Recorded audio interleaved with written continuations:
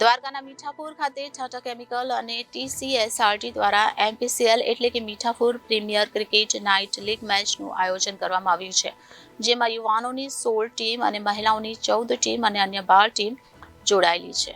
Tata chemical limited અને Tata chemicals society for rural development દ્વારા આયોજિત Mithapur premier cricket night league મેચનો પ્રારંભ થયો છે. આ MPCLની શરૂઆત વર્ષ 2019ના રોજ થઈ હતી, જે આજે ચોથી સિઝન શરૂ થઈ, જેમાં કુલ ટીમોમાં 16 યુવા ટીમ, 14 મહિલા ટીમ અને અન્ય 12 ટીમો જોડાયેલ છે. આ ટુર્નામેન્ટમાં કુલ 224 ખેલાડીઓ રમી રહ્યા છે. IPL ટાઈપ આ મેચો માટે દ્વારકામાં 42 ગામોમાંથી ખેલાડીઓ સિલેક્ટ કરવામાં આવ્યા છે. આગામી 17ના રોજ ફાઇનલ મેચ રમાશે. હાલ દરરોજ આ મેચોમાં વિજેતાઓ અને ખેલાડીઓને વિવિધ રીતે પ્રોત્સાહિત કરવામાં આવી રહ્યા છે. આજરોજ આ ટુર્નામેન્ટનું ભવ્ય આયોજન કરવામાં આવે છે TCSRT દ્વારા, અને એ ટુર્નામેન્ટ આજનું ચોથું યર્સ છે. 2018માં, 2019માં અને 2023માં, અને આ 2024માં ચોથો ટુર્નામેન્ટ છે TCSRT દ્વારા કરવામાં આવેલ છે.